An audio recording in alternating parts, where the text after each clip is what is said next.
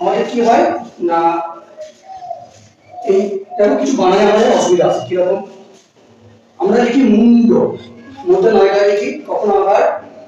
আমরা মধ্যে নয় ব্যবহার গুলো আমাদের অসুবিধা হয় কোথায় মধ্যে না হবে কোথায় মধ্যে না হবে আমরা অনেক সময় বানান লিখছি কি আমরা বুঝতে পারি না যে ওখানে মধ্যে না হবে না মধ্যে না হবে ঠিক আছে যেমন এখানে আছে মুন্ড কি বানানটা মুন্ড আমি দুবার লিখেছি দেখো মাসুর মধ্যে নয়টা লিখেছি ঠিক আছে মাসুর মধ্যে নয়টা আর তার হচ্ছে মাসুর মধ্যে নয়টা ঠিক আছে আবার একটা কুন্ডির বানান প দুটো নয়টারে অবস্থিত লিখেছি প দুটো নয়টারে অবস্থিত লিখেছি ঠিক আছে আবার শান্ত বানান তালু সহায়তা দুটো নয়টায় লিখেছি আর তালু সহায়তা দুটো নয়টায় লিখেছি ক্লান্ত বানান পয়লা একা দুটো নয়টায় লিখেছি আর পয়লা একা দুটো নয়টায় লিখেছি এবার বলি স্যার কোনটা সঠিক কিভাবে লিখবো একটু আমাদের বুঝিয়ে যান কি হবে তখন কিভাবে বুঝবো না কিছুই নয় আমরা আগে বর্গ করেছি ক খ গ ঘ ঙ ঠিক আছে ক বর্গের মধ্যে পড়ছে তেমনি দেখো মূর্ধন্য কোন বর্গের মধ্যে পড়ছে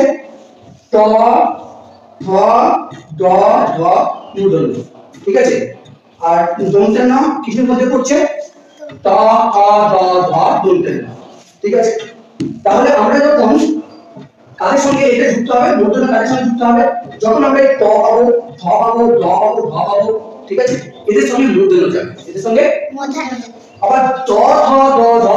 এদের সঙ্গে কি যাবে দন্তের নাম যাবে তাহলে দেখো এই বানানটা সঠিক মহাসু মধ্যে নয় দয়ে না এই মহাসু মধ্যে নয় দয়ে এই বানানটা কাটা কারণ দ আছে তো দয়ের সঙ্গে মূর্ধন্য যায় এটা সঠিক ঠিক আছে আবার প দন্তের নয় দয়ে অবস্থিত প কাটা প মূর্ধন্য নয় দয়ে অবস্থিত ত সঠিক কারণ মূর্ধন্য এখানে আমাদের কি আছে দ আছে ঠিক আছে বেশ এবার দেখো তালবের শাখা দন্তের নয় দয়ে শান্ত ত আছে ত বর্গের মধ্যে পড়ছে ঠিক আছে তাহলে এটা আমাদের সঠিক মূর্ধন্য নয় দয়ে এটা মূর্ধন্য নয় দয়ে এটা ঠিক আছে আবার ক্লান্ত পয়লা আকার দন্তে নয় দয়ে এটা সঠিক ত আছে তয়ের সঙ্গে দন্তে নয় যাচ্ছে কিন্তু মূর্ধন্য নয় দয়ে লাগে এটা কাটা বুঝতে পেরেছো এবার থেকে অসুবিধা হবে তো যখন আমরা দেখবো তাহলে মূর্ধন্য নয় দয়ে যখন হবে তখন এই মাথায় মূর্ধন্য নয় মাথায় আমাদের মাত্রাটা থাকে না তাহলে সেটা আমরা দেখতে পাচ্ছি এবার বুঝতে পেরেছো যখন ত খ দ ধ থাকবে তাদের সঙ্গে দন্তে না যাবে আর যখন ত খ দ ধ মূর্ধন্য